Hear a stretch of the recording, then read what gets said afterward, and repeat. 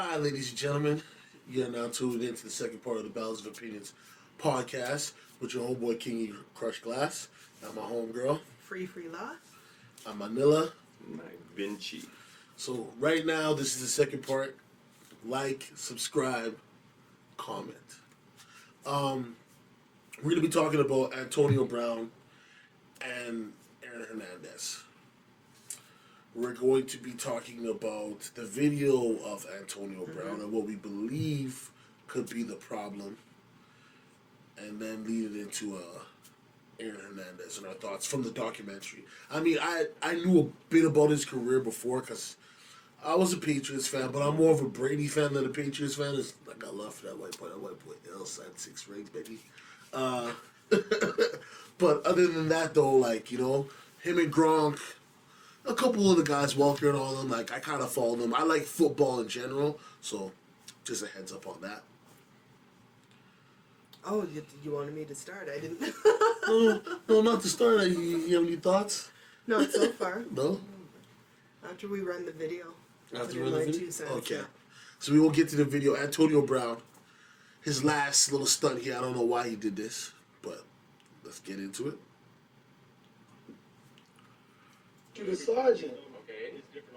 Nah, bro, you guys talk. This car been looking for 3-4 weeks. I don't want you guys acting all fucking dumb. We talking like, man, let's be real. This girl came to take my kids to school. I let her access to get the clothes. She's coming out here still in the car. Ask her how she got here. I don't know how she got here. I have a question for you. Was Yeah. this car gifted to her? Bro, this my fucking car. Yeah, but you ain't listening. My car here. You ain't listening. Bro, and I'm telling you, this is my fucking car. No, shit. Oh, that's weird. Weeks now. She's here to take the kids, bro. She haven't been here for a whole month. She come here still in the car, bro. This is not her car. This car registered to Antonio Brown. You want me to show you it? You guys already know that. So why you wait? Why you talking to her and say you need a moment? Why are you screaming at me? Because I'm frustrated right now. You guys been here for 50 minutes. But you know, we cannot communicate. Yeah, well, you ain't helping me then. What you helping me do? Well, we haven't left yet, have we? Yeah, you ain't done that yet, though, bro. You let this girl walk. She's here stealing. She's got evicted here. She shouldn't be here. You understand You that? got the eviction papers? Yeah, I got the eviction paper. You want to see it? What would you gonna do when I show you? Are you gonna take her to jail or no? Well, you allow her inside the house. No, I allow her to get the kids. And then, no, she came here with the kids. She came here with the kids. I want to see eviction to see if there's any mention of vehicle. There's no missionary vehicle. That's what I'm telling you. Okay. She's here to take the kids to school, not no vehicle. This bitch is broke. She don't drive Billy. You see this, sir? These are fucking Billy. That bitch is broke with 2 more other kids. That bitch got none. She don't have no Billy. She's staying at a hotel. Ask her where she's staying. Ask her. All right, you can stop it now, man. I agree. Bro, she here with my fucking keys and... You can stop it now, man. I don't know if you guys are like not watching. Like, I'm listening, but I'm watching some of these comments and I see a lot of Antonio clowns. And that's what he is for doing this. Like, that's a real clown head shit. Like, how are you gonna be broadcasting whatever situation going on with you, baby mama? And the words he's using are the same words he used when he's with the Patriots, and he tried to threaten that one girl that said that he sexually harassed her. Same type of verbiage, like, "Oh, you broke. You ain't got nothing. This girl, she ain't got no Bentley. There's a Bentley, bro. It's my car." Like, I'm broke. That's how I'm supposed to act when I got something like that. Not somebody who's supposed to be a role model to his 2 sons. Like, even how he's talking, and he's putting it out there. Like, listen, if he wants to do this in the privacy of his own home, God bless him. You know what I mean? Do whatever you want. I can't be your moral compass and tell you what you're supposed to do and what you're not supposed to do. But the fact that he's videotaping it and doing it, his kids are there, he's... Okay. But that goes back to, do you remember our conversation about social media and people selling their souls for it, or just the things that they do? Yeah. And you had said, well, that's just the way that the world is now. And I was like, yeah, but there's still, there has to be a line about things that you put out there. And this is a prime example, right? Yeah. Social media is here and we can use it. But when you're doing stuff like this, and clearly he's in the wrong, for sure. But, you know, this is the way the world is. And he's screaming for help, clearly. Yeah. And, you know, if I show 8 million people, then maybe one's going to try and save me or help me. who knows? But he's wrong. Period. He's wrong on so many levels because Yeah. further in the video, he just like degrades his baby mama, like, and the kids are running around there. Yeah. Like he degraded her so much, and who knows? He probably gave her the car. Yeah. You know, they broke up, right? Took his car back, right? Mm-hmm. And in the video, you can see she was there, and she was relaxed, right? She wasn't going crazy or anything. She was relaxed. She's talking to the cops and stuff. And this guy, I don't know, man. He needs help. Big time. I mean, at first I thought Antonio Brown was just like going through some stage where he just thought it was cool. Almost like OBJ, right? Like OBJ right now for me, he's just somebody who's just clowning around. He don't mean no ill intent. Yeah. This guy here seems like if he doesn't get people to like, comment, or even just look at him, this is stuff that he's gonna put out. This is how he's going to act, like a petulant child, like a super goof. You know what I mean? It's not cool to have to call police or have police called to your house. I don't know what's up with people. I don't want police at my house for nothing. Yeah. Yeah. Unless somebody died, B. Like, if it's something that we can conversate about, let's just conversate about it and agree to disagree. I don't need police coming to my house, fam. I don't want to see them. I don't want to smell them. I don't want nothing to do with them, bro. Okay? And this guy got money. And he still won't fuck with the police. Well, yeah, and just a couple weeks ago, he also put a video out there of him actually, the day the eviction happened, that he's talking about, of him following behind his baby mom, I guess, and dashing her things outside on the lawn and all of that. That one was just a couple weeks ago, so... And he put a... I didn't even see... Yeah, I there's didn't a see video. that. This is what I mean, though. Sorry for cutting you off, but this is what I mean, though. Like...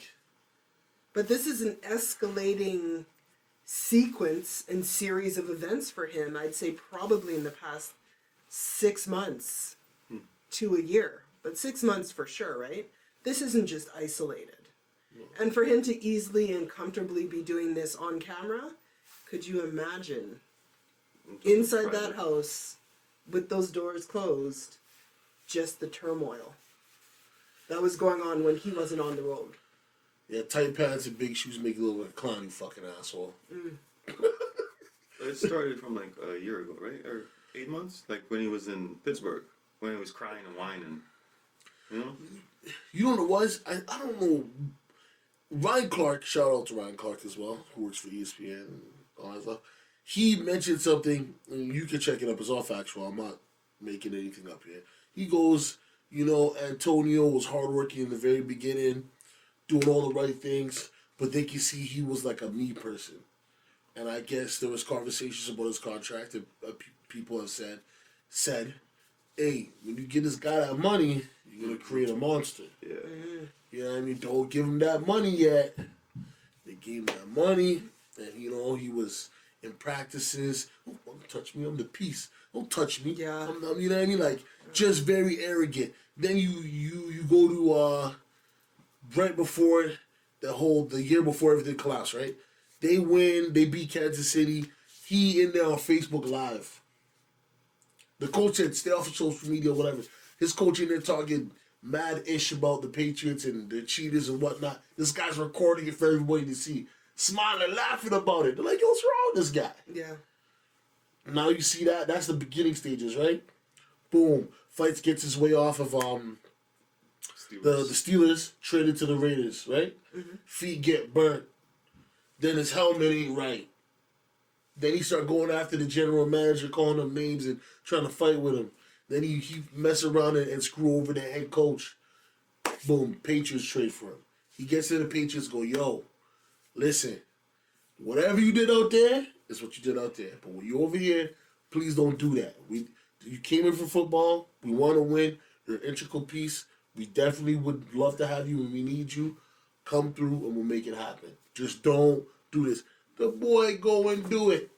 And the messed up thing is, and I know y'all don't like Stephen A. I fuck with Stephen A. But anyways, Stephen A. was saying that, like, I guess he was going to get paid on the Tuesday, and his contract was like $29 million guaranteed, right? On Thursday, he did that bullshit. If he kept his mouth closed from Thursday till Tuesday morning, $29 million. Mm-hmm. Guaranteed. They have to pay him. Yeah, He fucked it over. He goes to the Patriots. The Patriots give him like a non-guaranteed contract. Say, yo, if you can stay there the rest of the year, we'll give you this. The boy didn't even last 2 weeks. Then I don't need the NFL. Oh, I'm going to school. Somebody want to help me study? Mm-hmm. Oh, you guys can take me back. Hey, Robert Kraft, I'm so sorry I said those things. Oh, fuck you, motherfucker. You're a piece of shit. Mm-hmm. You know what I mean? To this. And he's supposed to fight Logan, too. You know that Logan Paul. Yeah. Logan Paul, whatever. Yeah. Yeah, another super goof. You know what I mean? Sorry for using that. That's just my terminology. I don't mean no disrespect to anybody if you think those words are directed towards you. But yeah. Sorry. Oh, man. I don't even know where to start with this guy. I don't know. His actions to me just seem like the epitome of standing in your own way. Yeah. When you fought so hard to gain, to make that dream come true for him, I guess it was potentially, even though he says he doesn't need the NFL now, was to be a pro football player. And he gets it. And he's consistently shooting his own self in the foot and blaming everybody else for how things are transpiring now and how things are falling apart around it. But it's based on his actions. And I think maybe the idea that if he thinks, I'm this great athlete, I deserve A, B, C, and D, I can be a complete fuckboy and have no repercussion whatsoever, and now the repercussion's coming in, and then I think he's expecting somebody to say, no. Yeah. This is the great Antonio Brown, so therefore we can't do this, and let's just keep by his side, right? See, the thing is, though, you watch football, right? And you know when he was in Pittsburgh, he had the potential to be one of the best. The guy Yeah, was like unguardable. he had Jerry Rice numbers. Like, he was going to be the next Jerry Rice. Which is pretty much, like, even if you don't agree with me, he was the best receiver of all. Like, the numbers he put up, the yards, the touchdowns, even if you didn't know his stats, if you watch game footage of this guy, look how he running crisp routes, outrunning people, tremendous catches. People can say it was Montana and not him, but Antonio Brown and the Pittsburgh Steelers quarterback Ben Roethlisberger were kind of eking towards that. They didn't get the rings, but they were eking towards that greatness of these stats. And Antonio Brown grew up rough. Like, he's not somebody. At the end of the day, I think most of these NFL players grow up rough. But I'm not trying to make his situation sound any better than anybody else's. But I'm just saying, like, he kind of came from some type of poverty from working hard. And he was a humble guy, working hard, humble. And I don't know if it was just the fact that he thought people were going to love him more once he got the money and the stardom, so that he could just do whatever he wants, and people will say, oh, I love Antonio, like you were saying. Yeah. I think it's mental illness, which, you know what I mean? Trauma. Like, trauma, which we'll get into when we talk about Aaron Hernandez after we wrap this one up. But yeah, do you know what I mean? Like, I just felt like there's something up there that's not right. Mm-hmm. It's not so much, him taking all these paths. I think that his decision making is kind of piss poor. Mm-hmm. And it was piss poor before, but maybe he was able to correct it, or people were able to correct it for him. But I think now it's gone to the point where, like, you can't correct it. His agent just said, I'm done with this guy. Until you get some help, I'm always going to be there for you on a personal level, but you're bad for business. Right? And this is and you need help, because obviously his agent is going to be a person that's with him close. Yeah. Or close enough. But he also, his agent also lied to the Patriots. He knew this whole lawsuit was coming down the line. Apparently it was in the works for months. You know what I mean? And he could have just paid it out, but he didn't want to pay it out because he said he didn't do it. Okay, all good, more power to you. But I mean, if you don't want to be in the news and you don't want people to look at you a certain way, it's going to get out either way. Yeah. You know what I mean? If you're not guilty and you just paid, that don't mean you're guilty. It doesn't mean you don't want to have to deal with that during the whole fucking season. Or you don't want to deal with that part of your life anymore because you made poor decisions and maybe those decisions weren't what's being portrayed. You're not going to be able to change the public mind, the public perception of you because that's just the way it is. I mean, it's and it sucks that that's the way it is, but you know, when we were talking about certain things with me saying the word female, some people are going to perceive it as, oh, you're just saying the word, and others are going to be like, oh, what do you mean? Yeah, or find it derogatory in some way. Right. When that's not your intent. Do you see what I'm saying? Because to me, there's a lot more words I could use other than female to be derogatory towards. Do you know what I mean? Like that seems like the lowest insult. That's like a kind insult. Like, yeah, she's just one of them females. You know what I mean, bro? Yeah. Like instead of saying, Right. you know what I mean? But he just looks like he wants the attention. Yeah, we can say he's messed up there, He's but not well, yeah. yeah, but from some of the things he does, you clearly see the guy just wants the attention. But He yeah, likes think it. about it. When he's playing football, right? Yeah. When he's playing and he's playing well, and those stands are filled, Yeah, and I don't know, his IG likes are through the roof because he's playing and doing. He has all that attention, and now he just needs to find a different way to get it. And unfortunately, it's destructive. Yeah. For him, it's destructive for positive progression for him. It's destructive for his children. Yeah. It's destructive for the mother of his child. Like just all around. This avenue it's. And he had tweets saying like, "Yo, when you're not playing football, I feel like they don't love me no more." That was like an honest cry for help. You know what I mean? It's honest cry for. I mean, I can only hope and pray that this guy is something. You know, he needs help. He needs something. Yeah. He needs something because he's crazy. Like, and it's not like crazy like, oh, that's crazy, man, or like he's whoop whoop. It's like something's not right, and he doesn't know how to ask for help, or he's asking for help, but those people aren't providing the help that he needs. Well, that One of makes the me two. think of Adrian Bronner. Is that his name? Oh yeah, that's another one too. The boxer. boxer. The boxer? Yeah. Yeah. He's not well. He fully isn't He's well. not been well for a while. Yeah. And again, it makes you... There's so many different ways to look at it, but I think, and I don't want to, just paint with such a broad brush, but Yeah. there's so many African American males that have a lot of hurt, pain, trauma, whatever you call it, and they've never. Culturally, you're not supposed to talk about that. That makes you weak. It makes you a pussy. It makes you a bitch. Blah, blah, blah. Man up. Those are the streets. However you want to say it. Yeah. And it's, joke that, oh yeah, he probably just needs a hug. Yeah. Yeah, nurturing. That's what it's called probably when he was being raised and through some of these other experiences that he's gone through in his life. Based, yes, on geographical location, race, everything else. But there's a lot of broken black men. Yeah. And men of color. Yes. Yeah, that's true. And they reach certain heights of success. Or they're there if it's in, sports, music, art, whatever the case may be. But that broken boy is still there and he hasn't healed yet. Yeah. Exactly.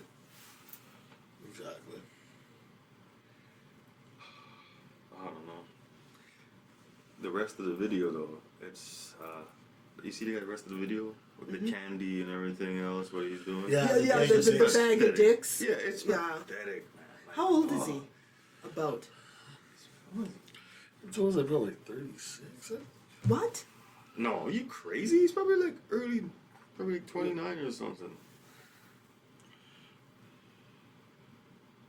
36. What is wrong with you? No, I'm telling you. Oh, the video. What is Wikipedia? 31. 31. Oh, so Yeah. 31. It's interesting. Luke Kuechly just retired at 28. Luck retired at, like, it's a good thing that these guys are doing it because, and Luke Kuechly had a lot of freaking concussions, right? Yeah. So it's like, you look at Luke Kuechly and he's seeing these guys and he knows people Yeah. who played and sees that their mind ain't right. Yeah. And it's like, dude, I'm not gonna. Well, yeah, could you think if already biologically or physiologically you have some issues in terms of mental illness right?